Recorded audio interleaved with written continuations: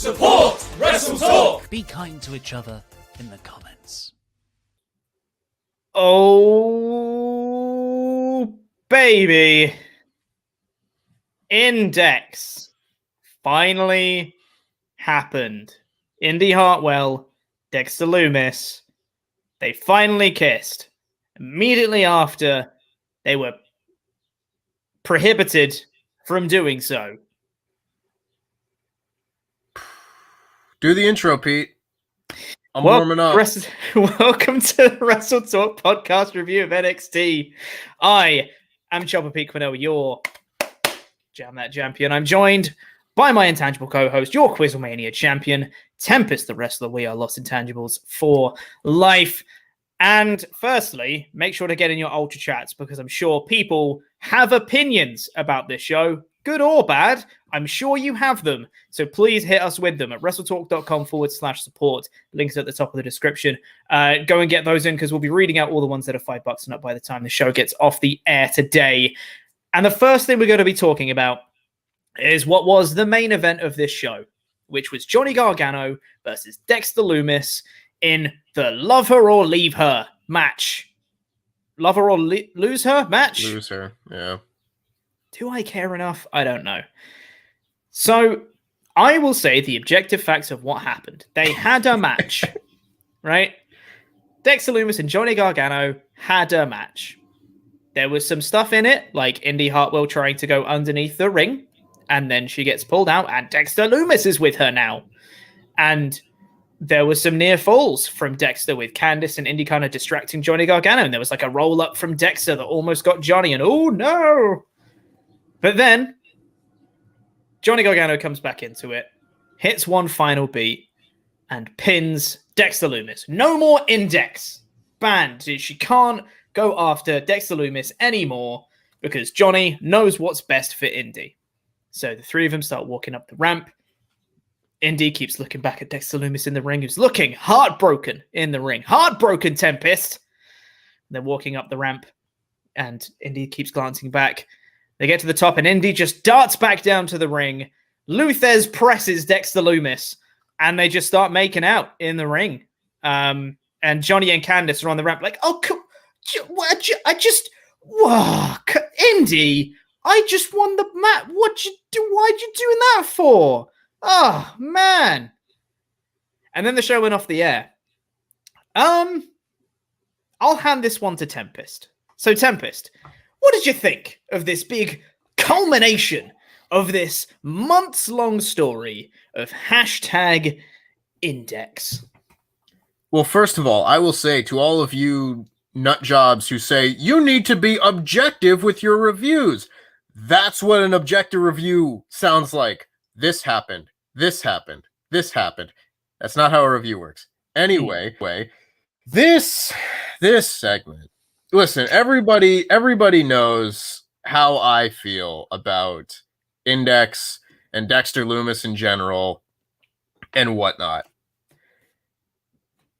Watching this, I was warming up throughout the whole show. You know, like this is the main event. They're building to it. I'm not looking forward to it. I don't think it's going to be a very good match. It's for a storyline that I've not enjoyed. Just getting ramped up to hate this. And watching the match, I didn't hate it because I thought this was probably the best Dexter Lumis match that I've seen in quite some time because they just wrestled. And Sam Shaw, the guy who plays Dexter Lumis, is a good wrestler. This has always been a major gripe I've had with this character is that he can have good matches when he's not doing his weirdo behavior. And with the exception of him crawling under the ring for seemingly no reason, aside from that moment, this was a very fine, acceptable match. I thought this was a very solid NXT main event. And then Johnny Gargano gets the win. And I was surprised. I was like, yeah, Jay, let's go. Let's go, Papa John. Let's go. Just being a curmudgeonly old man, not wanting people to get what they want with Index and whatnot. And then they went and did the kiss anyway. Now, few things here. Stipulations. Why do we have them? Why? We promote a match saying like, hey, if I beat you, you leave her alone. Oh, I beat you? Nah, just gonna go do it anyway. Why should I care about any stipulation that you ever promote when you couldn't honor this one for 10 seconds? Why should I care? That's one thing. That's one thing. Second thing, for what reason could this kiss have not taken place 3 months ago? We were building to this moment for no reason. There's no build up here. I've said before that this isn't a story, it's just a series of events because nothing that happens before has influenced what's come later. We had like a 2 or 3 week stretch there where they weren't on the same page, but they still have never talked to each other because Dexter Lumis doesn't speak. Okay. Now you could do a lot of really fun, interesting segments and vignettes and whatnot of the silent guy on dates. And you find Indy Hartwell is really falling for him. And you could have some pretty funny moments of them out at a restaurant. Although based on what happened on this show, I don't trust the writers of this show to write a restaurant skit. There was a lot of potential here. I don't like the character, but there's potential for entertaining content here. Why do they like each other? The only reason that we've ever seen that they like each other is that they're two pretty people. They've never had any emotional connection here, so I, as a viewer, don't have an emotional connection with their romance. I just want a storyline that makes sense, Pete. It's all I want on this show. All I wanted for all of this was to make sense. And every step of the way, it has made zero sense. And then we get to the end of the storyline where they say, no, you're not allowed to be together. And that's when they decide to kiss. Just spit in my face as a viewer. Oh! I was so perfectly fine with the idea of Dexter Lumis just beating Johnny Gargano, hugging and kissing Indy Hartwell, and them having to be like, okay, part of the family, let's give it a go. That booking at least would make some sense. The only way they could have done this worse is if Dexter won the match and Indy turned on him. That's the only way they could have booked this worse and have it made less sense. Mm-hmm. Christ almighty. Do you have any thoughts? Yeah. I mean, I've not been super into this story either. I will say the crowd were very into it, and there's obviously a lot of people in our chat that are very into it. And I think for those people, this did what it wanted to. It was very kind of soap opera. It was very kind of over-the-top theatrics. And I could see that if I was into this story, I probably would have had a very good time with this match. Because it was like, oh, I really want this person to win. Oh, the near falls kind of thing. The drama, the swerves through the match. I think it was booked pretty well in that sense of, if you're into this, you probably would have had a pretty good time with this match. I think it was booked well for the people that enjoy it. Aside from the stipulation not making sense at the end. That's the part. The match and everything, I was totally fine with. But this whole time, I'm very much trying to look at this match and this segment and this ongoing storyline and be like, how could this have been done better? And they could have done this better at every step of the way. Yeah. It's fine. It's fine. No, it's not fine, Pete. It's not fine. Wins and losses don't matter on this show, and NXT is supposed to be the show with the wins and losses that matter. If wins and losses don't matter on NXT, where do they matter? This is supposed to be, oh my God, I can't deal with it anymore. This is the one that sent me over the edge, Pete. I'm right here right now, buddy. Of all the stipulations to not honor, Oh god. Oh my god. So what I'd like to do, Temp, is to try and ease some of your worries here. Yeah. I'd like to debut a new segment for this NXT show, fine. which is called "What Does Kevin Owens Think?" Because Kevin Owens live tweeted this whole episode of NXT yesterday, and he was hilarious during the whole thing. So Kevin Owens, for this particular segment and this match, said, "If I were Dexter, I would simply pull Johnny's headband over his eyes, thus blinding him and making it easier to defeat him." You know, that's a good point. Hey, you know, that is a good point, honestly. But he's a heel, I guess, at heart, Kevin Owens. So yeah, I guess that makes sense. Thank you, KO. There's so many tweets I've got lined up for the show. I love him. He's great. But yes, I really don't have that much more to add because it's not that I didn't hate this main event. It was fine. I'm just not super into the story. I get the sense that if I was, I would have really enjoyed it. And I think that the stipulation being, you know, ignored immediately afterwards is more... I think it makes sense because it wasn't like an NXT management stipulation. It was just like Johnny saying, hey, you shouldn't do this thing. So then they didn't do the thing. It's not like it was like a #1 contendership or like if you lose this, you can't challenge for this title or something like that. It was literally just like, you shouldn't see this man. And then Indy was like, screw you, I'm going to do it anyway. Which makes more sense than some other ones. Like, hey, Shane McMahon, if you don't beat Undertaker at WrestleMania 32, you're going to lose. If you beat Undertaker, you'll gain control of Raw. And then he lost, and then he got control of Raw. That was more dumb, I think, than this one. But it's the same thing, though. It's obviously on a much bigger scale, considering it's WrestleMania and the McMahons and whatever. But it's the same thing.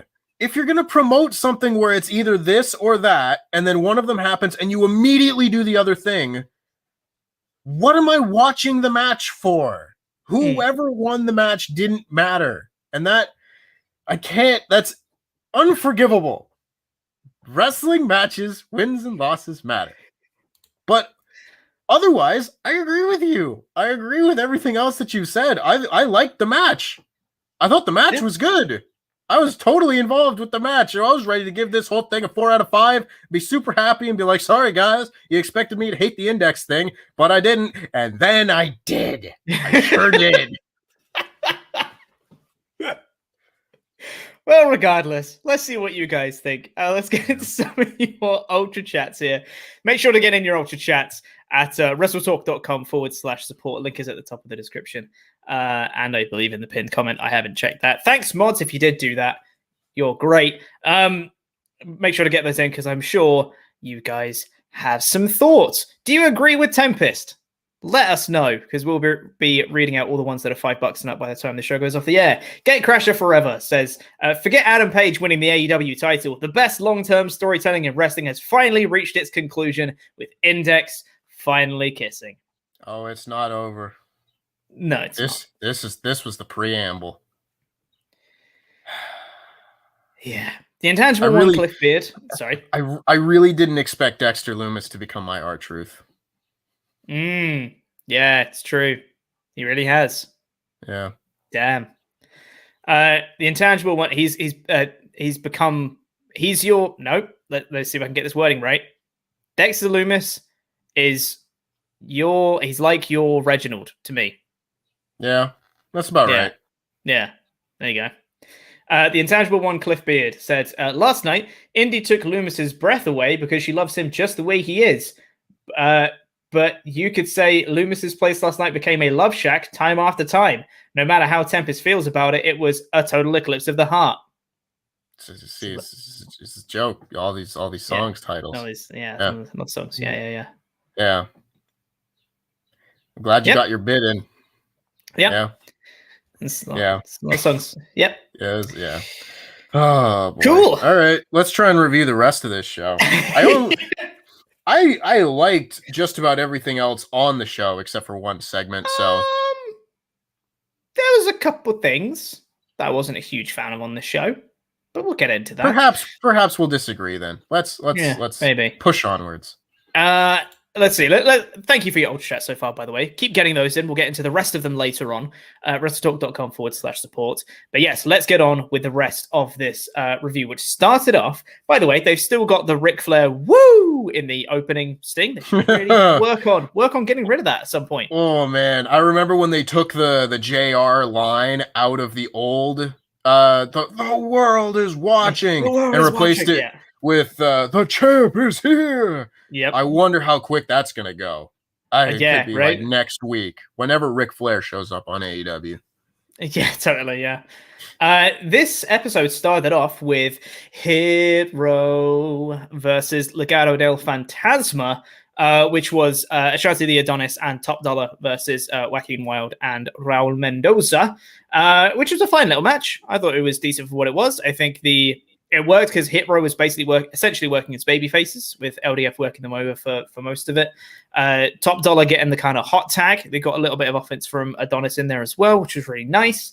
And just as Top Dollar is getting fired up and kind of running wild, Santos Escobar on the outside hits Top Dollar with a chair, causing the DQ. They all get into a big old brawl. Escobar steals Swerve's grill. Oh no! You can't be doing that. That's nasty. But then Swerve kind of hits his whatever that finish is that looks really cool, whatever that is, hits that onto Mendoza, I think. And Hitro kind of stand tall, but Escobar still he's stolen the grill away from Swerve. So, cool. Oh, this was fun. I don't know about the DQ finish. Yeah. Not a huge fan of that. And especially it kind of just came out of nowhere. It wasn't like Legado del Fantasma were on the cusp of losing or anything, because it was just after Top Dollar got the hot tag in. So it was before he'd even hit any super big moves or anything. It wasn't even like a near fall or anything like that. So I don't know if I like the timing of the DQ finish, but it was fine. Yeah, the DQ finish was the only part of this that I really didn't like. It's just it was a main roster finish in the middle of NXT here, where it's like, oh yeah, we've got a match, DQ finish because we don't want to beat either team. Well, that's lazy. The match was good. I thought the post-match was really good. I really, really enjoyed how the heels all ganged up on the one babyface, beat him up, kind of left him laying, but then the babyfaces regrouped and got the better of the heels and sent them packing without the main babyface taking on the main heel. It was just it was a perfect back and forth where everyone kind of looked strong, but you're protecting the people that needed the most protection. It was very good stuff, and I can't wait for their match. They're probably going to wrestle at TakeOver, and Escobar and Scott, that's going to be a good time. Oh, man. I'm very excited for that. But more importantly, what does Kevin Owens think? Let's find out, shall we? Because he said, I knew Escobar was a terrible person the second I saw him wearing that jacket. Oh, man. That was one hell of a jacket he had on. Yeah. Keep that tweet in mind. We then got Dexter Lumis, who's a bit of a psycho. Just showed him with a load of drawings backstage, and he'd had serial killer eyes on. I was like, all right, cool. And then we got told that it was going to be Rich Holland in action next. So now, what does Kevin Owens think? He's got some thoughts about this. Rich Holland next. Stay tuned to see if he slams anyone's legs into the ropes. Thanks, KO. Because that's what Rich Holland did last week. Yeah. I felt like it was probably intentional last week, but it also didn't look great at the same time. So I thought it looked all right. It was a bit of a weird landing, but I think that was the point. Yeah. I don't know. Yeah. I was just curious to see if he was going to keep doing it. Yeah. Then we got Rich Holland versus, and I've been corrected both ways on how to pronounce his name. Is it Ikemen Jiro or Ikemen Jiro? I've been told Ikemen. That's how I said it in the edited review yesterday. So until I'm corrected again, I'm going to say Ikemen. Okay. Ikemen Jiro versus Rich Holland. Rich Holland, big kind of return match for him. I thought Holland looked really good in this match. I thought his offense looked really convincing. And the biggest reaction was him ripping off the jacket from Jiro, which is great. The jacket is so over. It's so simple. It's such a simple way to get heat in every match. You just take off the babyface's jacket. Oh, genius. Yeah, man. It's gonna be so fun. Obviously, Holland dominated and won. Not much offense from Jiro in this match at all. But now it's time to return. What does Kevin Owens think about this one? He's got some thoughts. I knew Jiro was a great guy the second I saw that jacket. He really is a funny man. Quickly followed by, not the jacket, you ass, as he took off the jacket. Oh, man. Yeah, I really like Ridge Holland, and I really like their little trio here. I said in the edited review as well, like, this trio has so much more personality than like the Diamond Mine and everything, where it's just a few guys from other parts of, you know, the country or the world, and they're all tough and gruff and grizzled and everything, and you know that, and they exude that kind of confidence of just like, yeah, you think you're bad, step up to me. Really, I don't know what they're going to do with all this. I presume go ahead with Tommaso Ciampa and Timothy Thatcher for a little bit longer, but I really like this trio. Yeah, they're really cool. And yeah, the promo that Pete Dunne cut afterwards, I thought was really good. Yeah, I think Dunne has improved his promo work quite a bit, because before he felt a little bit like, in years gone by, he felt a little bit stilted in his promo style. He had tons of charisma when he was wrestling and just like his presence and all that stuff, but the actual words he was saying never really came across as legit. But I think now he's really found his groove, and he's found a promo style that just kind of fits him a little bit more. Even in the past few months, I think it's kind of felt a little bit off, but this felt like really like hit properly. I thought this was really, really good stuff from him. Yeah, that was great. After that, Frankie Monet had a backstage segment with Robert Stone and Jessica Mayer, and she said, hey, these guys are losers, and we lost because of Robert Stone. So if we're going to do the Robert Stone thing, it needs to be under my management, my way. It's like, well, yeah, why weren't you doing that anyway? Yeah, I don't know. Also, Karen Sensei's in the chat. Hi Karen. Oh. Hey, Karen. Hi, Karen. Hello. Is that what you want to say? Just say hey. Yeah, just want to say hi. Okay, cool. Nice. Yeah, they then had a video package for Bobby Fish versus Roderick Strong. And at the start of the video package, they had Shock the System. Don't remind me of that theme song and the fact that everyone has worse music now. I heard it and I was like, what? I like perked up. I was Shock the System. I remember that. It was great. Yeah. Man. Oh, man. Man. And then we got a little Trey Baxter promo for his breakout tournament thing later. We've already talked about how great these little video packages are, just being like, hey, I'm this person. This is why I'm in the tournament. Perfect. Yep. Great. That's all you need. Love it.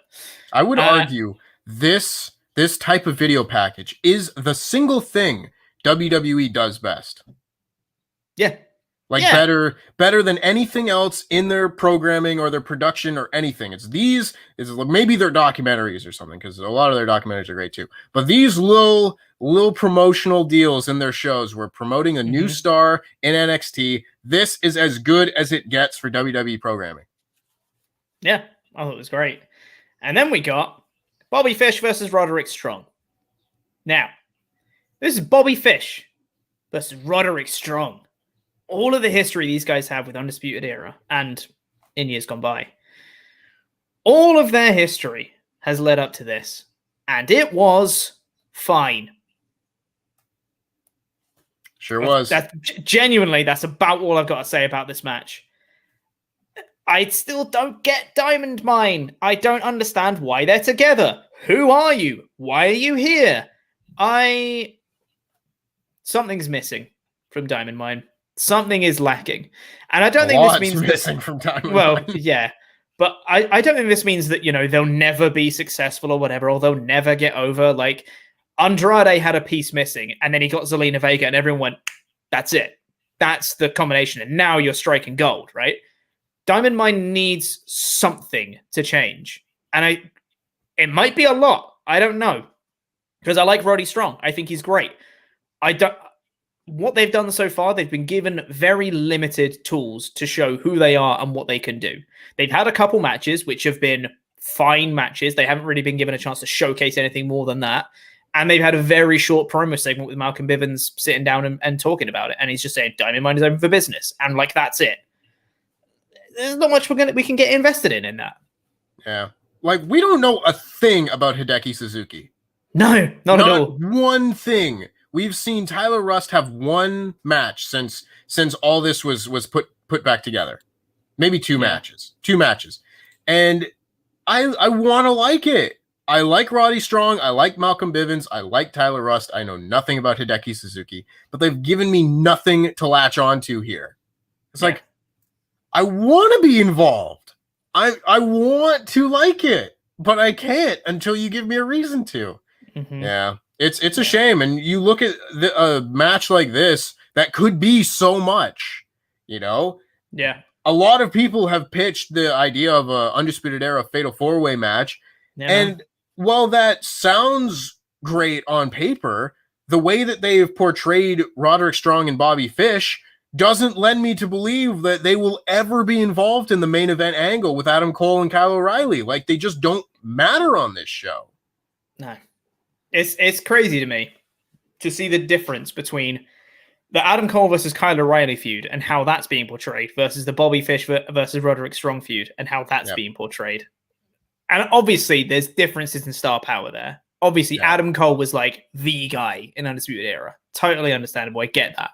But like, it's such a wide gulf between them. It's not even like one is kind of like upper mid card, one's mid card. It's like, no, one is a main event program and one is undercard. Like, there's such a big difference between the two programs. It's crazy. It doesn't have to be, though. That's the crazy thing, you know? Yeah. Yeah. It's insane. But you know who does have some thoughts? It's Kevin Owens. What does Kevin Owens think? He's got some thoughts about this. Little known fact. I'm also a member of the Diamond Mine, but I don't have to do anything because I wore a Malcolm Bivens shirt on SmackDown once. The other guys pay Bivens a membership fee. Also followed by... I wrestled Roderick Strong for the first time in 2004. And not only was he already a master of backbreakers, he had that exact haircut too. A man who values consistency. I love Kevin Owens. NXT didn't exist in 2004. Yeah, what? How did he wrestle him in 2004? That's crazy. Kevin Owens didn't exist before 2014. That's true. He was Kevin Steen. I know my wrestling history. Look at you, Pete. What was Roddy's nickname? His nickname? His nickname. You know, your Strong wrestling history. Man. Nailed it. The Messiah of the Backbreaker. Yeah, okay. Shout out to Mr. ROH. Yeah, that guy. Yeah. Tell you what, weirdly, I've listened to a ton of podcasts lately. I've been going back and listening to a lot of old WrestleTalk extras just because there's been quite a few that I haven't listened to. I was going back and I put on ECW One Night Stand 2006, which is the only WrestleTalk extra that I've been on, right? And what a show. For someone who's not a huge fan of subjective. For someone who's not a fan of hardcore wrestling and just like overly just like, I'm just going to cut you open now kind of wrestling. Not a huge fan of that. What a show for me to get. But also, I was stunned at the start of it at my own knowledge that I kept spouting out. I was like, how did I know that about this thing? What's happened to that guy who was seemingly passionate about wrestling? And it was like, I think Ollie was saying something about like, what were the other shows that we could have been reviewing this month? And was this month? I was like, oh yeah, that's a show where this thing happened. I was like, how do I know that? I don't know that now. Yeah. How did I know that? That's weird. Anyway, yeah. After that, we got LA Knight and Cameron Grimes backstage. Which also led into the Knight and Grimes tag match against the Grizzled Young Veterans, which was set up last week through the vignettes. I don't get their dynamic anymore.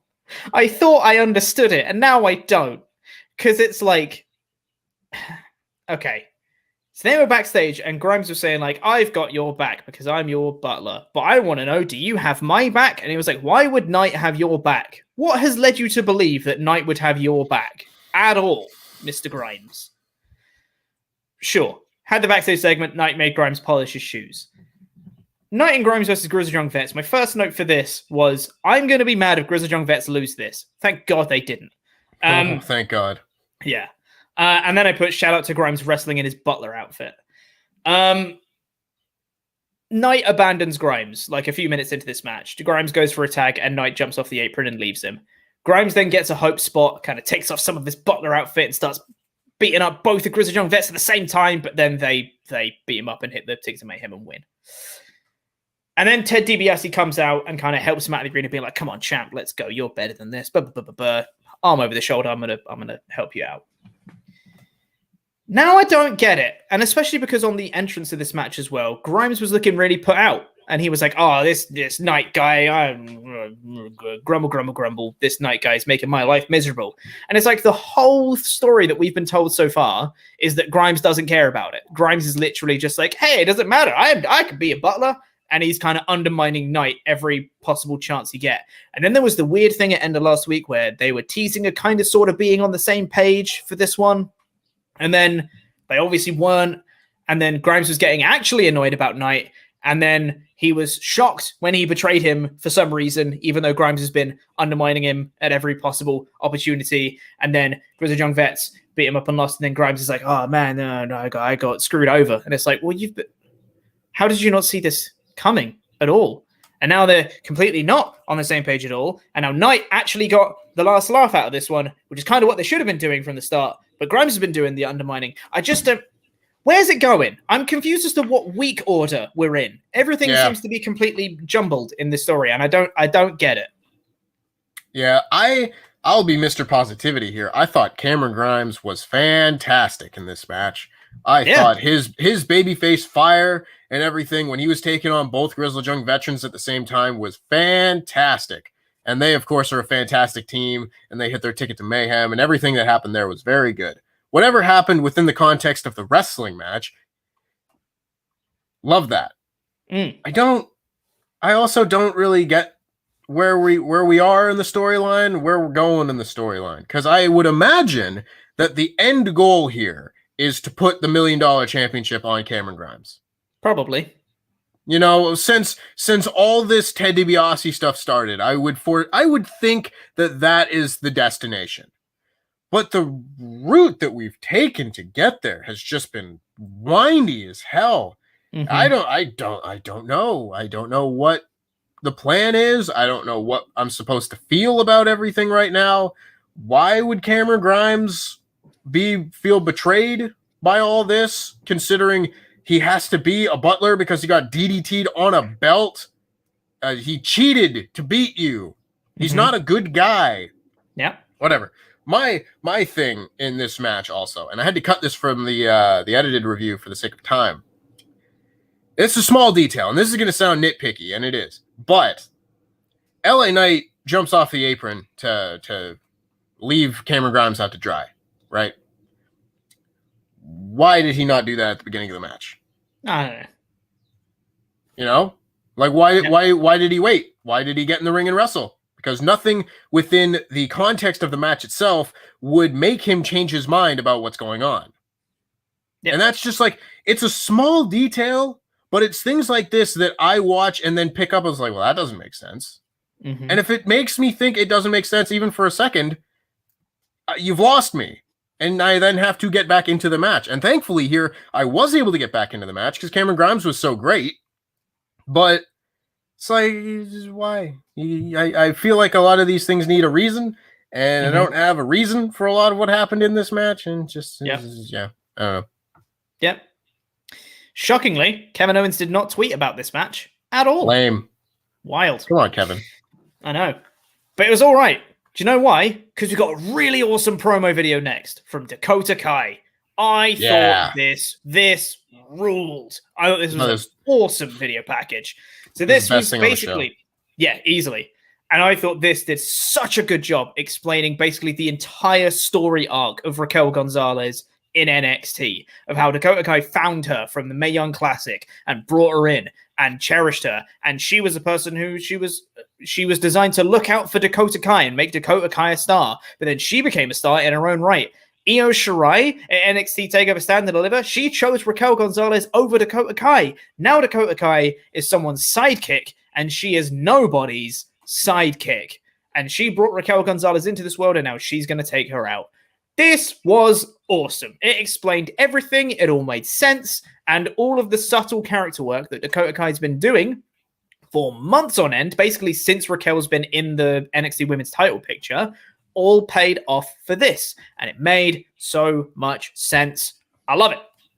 Yeah, they did such a good job of exactly showing what her motivations are.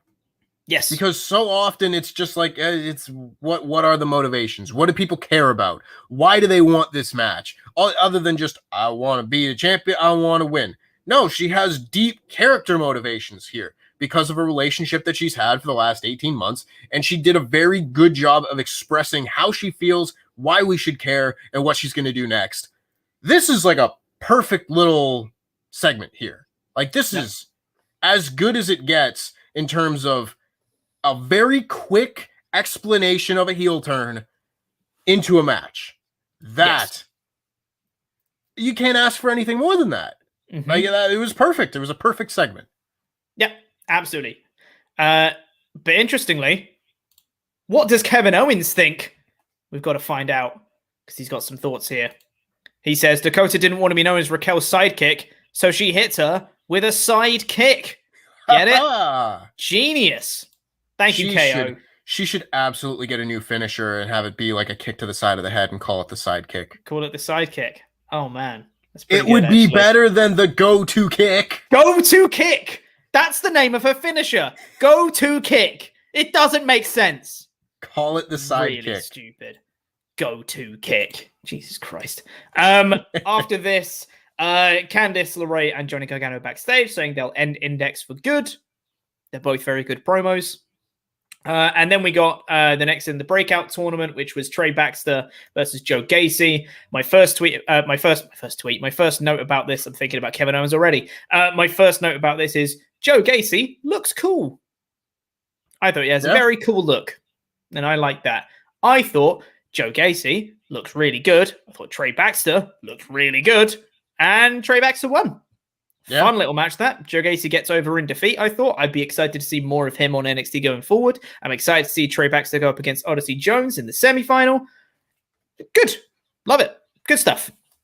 Yeah, it was really, really solid. You know, I didn't necessarily think it was quite as good as the Carmelo Hayes match from last week, but that doesn't mean that it was bad. I thought the two matches were pretty similar, though. You know, because it was the small baby face going up against the big heel. I thought that Joe Gacy was a lot more mobile than Josh Briggs was last week, and just that he was moving around a lot quicker and doing a lot more, whereas Josh Briggs just kind of was the big man slamming you around and still doing a very good job at that. I like both matches a lot. Trey Baxter was very, very good in this match.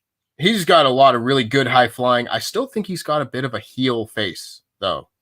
You know what I mean? Yeah. Like I just feel like he's going to be someone who turns on someone. Yeah. However, just in case people missed it in the edited review, I do have to point out and be a buzzkill here. Uh-oh. They called this finish the 450 stomp. Yeah. There's no such thing as a 450 stomp. That's not how physics work. It's a 360 stomp. It's a 360 stomp. It's a 360 stomp. But they don't call it a 360 stomp because he does a flip, and that's not. Oh God. Oh God. Well, yeah. It's fine. Like, here's you on the top rope, right? Yeah. And then you do a full 360 degree rotation, and you land on your feet. Yeah. That's the move. 450 is because they land on their stomach. Yeah. It's the extra rotation. I'm trying to figure out how you could do a 450 stomp. You'd have to start like parallel to the mat. You'd have to start on your stomach on the top rope, push yourself up, and flip yourself over. Would it be, let's think, you'd have to start in a headstand, right? No, that would be a 630 stomp or something. I don't know. Maybe. No, you're right. It wouldn't be a headstand. You'd be you'd be lying face up. You'd be lying face up. Right, you'd be on your 450 back. Stomp. Yeah, you'd be on your back, facing up, and then you'd go and land on your feet, and that would be a 450 stomp. Yeah. Christ. Anyway, let's just get used to it because they ain't gonna stop. This is gonna be a thing for me. Luke, stop it. 450 stomp. But more importantly, though, what does Kevin Owens think? I'm on the edge of my seat here. comes in with another tweet saying, the winner of this match will go on to the next round to lose to Odyssey Jones. Neat. We'll see. Honestly, I want Odyssey Jones to... I really like Odyssey Jones. And I think it tells the story. It might get a bit old because they've done a lot of big man versus small man matches in the breakout tournament so far. And they're going to do another one with Jones versus Baxter. But if Jones wins that and goes on to the final against Carmelo Hayes, and they have a big man versus small man thing in there, I think both of them could do that very well. I think it'd be a fun match if they did want to do it. That's just me. This is probably the first match of the tournament where I think it could go either way. Yeah. You know? And I'm not going to be sad either way. I still think my initial prediction of Trey Baxter versus Carmelo Hayes for the final, I'm still sticking with that. I still think he's going to win, but I could be wrong and Odyssey Jones could win. And I'm not going to be upset about it. Yeah, totally fair. After this, we got a thing I didn't like. Zoey Stark and Io Shirai. This was like the worst thing I've ever seen. In a restaurant. And Io Shirai is ordering some Japanese food, and there's a Japanese waitress who she's talking to in Japanese, and Zoey Stark is like, I don't understand what's going on. I don't speak Japanese. And she's pulling faces like the whole time, which is really distracting. Who wrote this segment? Yeah, I don't know. Who did this? I demand to know. Explain yourself. And then they got food, and then Io was like, oh, I really like this. And then Zoey Stark didn't know how to use chopsticks because she pulled them apart, and then she threw one of them away, and she was like, oh, God, I guess I'll use a fork. And then she ate it, and then she didn't like it, and then had to like spit it out into tissues and then throw it onto the floor surreptitiously, so it looked like she was still enjoying it. And then at one point, the waitress was there, and then she threw the food against the window because that's what you do when you don't like food, I guess. And then she was like, hey, Io, we've grown so much closer because of the food that we now like together. And then Io was like, here's the bill, pay for it. And then she didn't because the waitress came over. And then she was like, oh, yeah, are you Japanese? She goes, no, I'm from Kansas. And she goes, Kansas? And then doesn't pay the bill and then walks out. I don't understand what the segment was. I do not understand what happened. I really thought that we were beyond the, that person's from a different place. Ha ha ha, that's the joke. I thought we were past that in 2021. Yeah. You know, like, honest to God, this was one of the worst WWE segments that I've seen this year. You're supposed to make me want to see these two bond. The only thing I got out of this was that never go out to eat with Zoey Stark because she's a 4-year-old. Yes. She's a goddamn 4-year-old. She's spitting her food out and throwing it on the floor. Hold on. I've just got to bring this one up. You ever watched the comedy routine? It was comedy and nothing more. I sure have. And this wasn't one of them. This was not a comedy routine because it wasn't funny. Like, if, again, comedy's subjective. I feel like we say that every time. But if the joke is, they're from somewhere else. Yeah. You get it? Yeah. That's not funny. No, not at all. It's not funny. I like Zoey Stark significantly less after this segment. Yes. Like, yeah. Significantly. She's basically a heel to me now. It's wild. How will they coexist? One's from America. One's from Japan. How? How can they ever? Oh my God. Jeez. Like, I can't, my mind is exploding about this segment. Like, yeah. How many times have we had like the discussion online just in general as a society of like, hey, white folk, stop going up to person from another country and be like, so where are you from? And being like, oh no, I'm from Kansas. And you're like, what? Stop it. Yeah.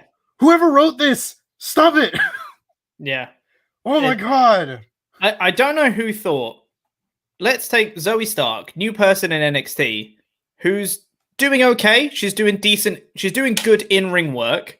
Yeah. Doesn't seem to have a lot of like amazing personality or charisma outside of it, but she's okay. And then they said, let's make her do comedy.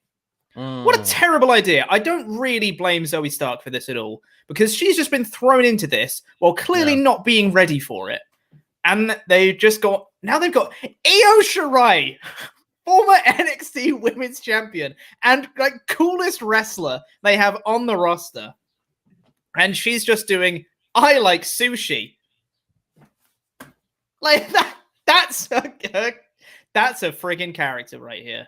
That is wild. Not even Luke can break character because he knows I'm right. Damn, dude. Yeah, just blah. Oh my god. Oh my god. Oh, we talked about why doesn't Io Shirai like Zoey Stark last week? I don't understand. I get it now. If this is just how she is, I don't like Zoey Stark either. Why doesn't she ever like Zoey Stark?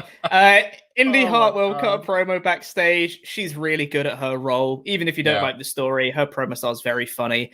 And it was like whoever the backstage interviewer is, sorry, I don't know her name, and we're saying, and coming up later, Dexter Lumis will be facing Johnny Gargano in a lover or loser match. I keep saying that. And when she said lover or loser, she was like, love her or lose her. And it's just like her face like went with the backstage announcer. She's very funny. I think Indy Hartwell's comedy. Funny. Yeah, that's actually funny. Funny. That's funny. Then a very quick segment of Karrion Kross came out onto the stood up on the announce desk and was just like, "Hey, Joe, screw you!" Basically, that was the subtitle of the promo.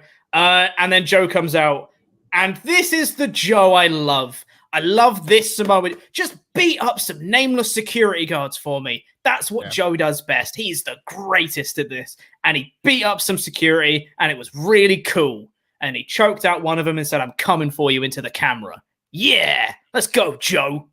Yeah. Love this. This is great. He's perfect in this role. Yeah. Genuinely. Like, it's a perfect wrestler doing the role that is meant for him.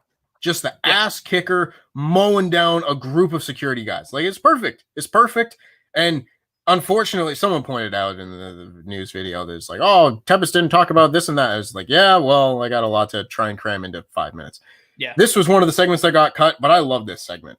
It's short. It's short and it's simple, and it makes me want to see the match more. That gets a thumbs up. That is a successful segment. Do you want to know what also made me want to match more? This Walter versus Dragunov video package we got. Oh my god!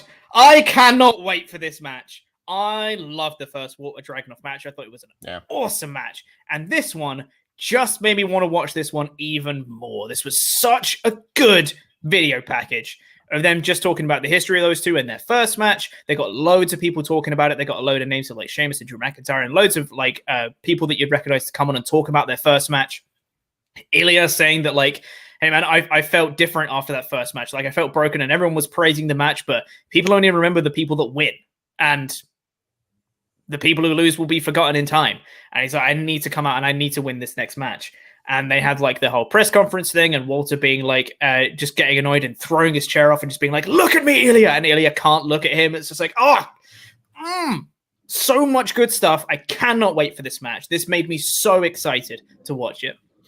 I think Adam at one point said that he thinks Ilya Dragunov is going to win this second match. And at the time I was like, what? Walter losing? Inconceivable. Yeah. After this video package, I buy it. I think Dragunov probably beats him, and I'm going to lose my mind. Just like, oh my god, it's amazing what happens when you put a title on a guy for like 2.5 years, right? Yeah, you know? God, I just wish this was in an arena. If there's going to be like a big moment, a big crowning moment for Ilya, I'm glad it's in front of some fans because their first match was in front of no one. But if this is going to be the big crowning moment, I wish it did have more people there. But that's fine. But for the final time this review, what does Kevin Owens think? Because he's got some thoughts. This Walter versus Dragunov rematch might rule, huh? Maybe. Yeah, it might. God, I'm so excited. Absolutely. Thanks, Owens. Takeover's gonna just rule. It's going to be so good this year. I really hope this takeover is going to be awesome. It's got a really good card so far. So, we then got Kushida cutting a little promo, giving Roderick Strong a cruiserweight championship match, which happened at some point, which is cool. Next week we've got Ember Moon versus Saray. That should be a fun match, I would assume.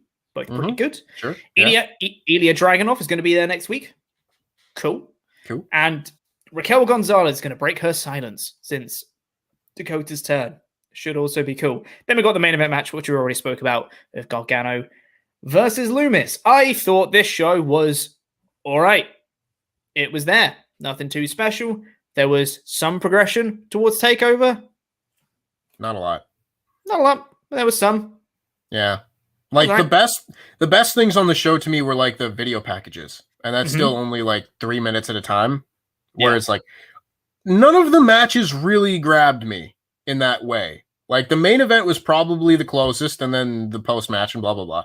But otherwise, like none of the matches here were particularly memorable. I'm probably going like 3 out of 5 for this show. Yeah. It was all right, just not terribly memorable. Yeah, that sounds about right. I'd also tend to agree with you. But let's get into the rest of your Ultrachats here. Last chance to get those in at WrestleTalk.com/support. Links at the top of the description, and I think in the pinned comment. The Intangible One, Cliff Beard, says, on a more serious note, though, about the InDex story, I can't wait for the funny skits they do, like a karaoke duet love song with just Indy singing, or Loomis and Indy doing the scene from Ghost with them playing with clay. I think that could be fun. And I think that's probably the stuff they should have done a long time ago. Yep. Should have been doing that the whole time. At the same time, after watching this Zoey Stark thing, I don't trust this team to write comedy. God, yeah. How is it possible? How is it possible that this segment and the Cameron Grimes LA Knight golf course segments they're not written by the same people. They can't be written by the same people. And I will say, in fairness, Cameron Grimes is much funnier than Zoey Stark, naturally. That's true. And I think Indy Hartwell is naturally quite funny, so I think they have a chance of doing some good stuff with her. And I think Dexter Loomis will play a very good kind of straight man to Indy's charisma. Maybe. To her straight woman. To her straight woman, yeah, exactly. Amazing. Oh, no. That's a long name. Jam in the Jar holder and only Grand Jam champion in WrestleTalk history, Luke Owen, donated loads. It literally says # loads, which I'm going to assume Luke has just gone onto the Ultra Chat doc and just typed this in himself and not actually Ultra Chatted money is probably what I'm going to assume. I saw one of these being typed out as opposed to copy and pasted. I was like, what is going on? But wasn't thinking too much about it. That makes a lot more sense. Yeah. This Ultra Chat says, Index rules. This story rules. Love conquers all. Love found a way. I love love. Tempest actually loves it. He told me in our private video calls we have every morning where we ship Index stories. Much love, like Index have. #Temdex for life. Don't like Temdex. It could just be Texter. Texter is much better than Temdex. Yeah, come on, guys. Is it a thing with ship names that they have to be intentionally bad? You know? Like, is that a thing? I don't know. Like, so much of the time, I'm just like, well, it very clearly could be that thing. But then they go with the other combination of names, and then it's worse. I feel like it has to be done on purpose. I mean, yeah. Yeah. I'll just say yes. It's kind of like how we named the Jam pay-per-views. Exactly. Exactly. Jamia. And yeah, Jammer Jammy back. Wrestle Jammy Back Jam is a great one. We've got another old chat here from Charlie Davis saying, this has been bothering me for a bit, but it feels like when the Undisputed Era dissolved, it hardly affected the members. The Undisputed Era ruled NXT. Why does it feel like it didn't even exist? That's my main problem with all of this. It seems like it just didn't matter. I agree with you apart from what we're seeing with Kyle O'Reilly right now. His kind of mental breakdown he's going through and being like, I used to win championships and now I'm not. That's a good little fallout from that. I really like that. Everyone else, though, totally agree. It makes sense for Adam Cole for him to just be like, I was the Undisputed Era and I'm still awesome. And that's fine. But yeah, especially Roddy and Bobby, it's like, they're just there now. Bobby's like, I'm good now. And Roddy's like, I've got some new people. Yeah. The way Adam Cole comes across to me right now is kind of like how Roman Reigns did after the Shield broke up, where Roman Reigns was just Shield man. And right now, Adam Cole kind of feels like Undisputed Era man. He's a little bit different. They gave him new music, but it's worse music. But like, he's the one that, aside from the short babyface run the Undisputed Era had, he feels like the same guy that he was a year ago at this time, whereas everyone else feels at least like a different character. That's not saying it's good or bad, but it's just to his point that a lot of this doesn't feel like it's mattered a whole lot. I kind of feel that way with Adam Cole a little bit. You know, like Adam Cole doesn't feel like a greatly different character than he was a year ago as NXT champion. No, that's fair. I'll give you that. I would probably say that if anyone does need to change, Adam Cole's probably one of the least likely people that does need to change. That's true. I also think that they made it quite clear during his time with the Undisputed Era that he was the Undisputed Era. Adam Cole is the guy in Undisputed Era. And Kyle O'Reilly is now trying to prove himself to prove that he wasn't just some guy underneath Adam Cole in Undisputed Era.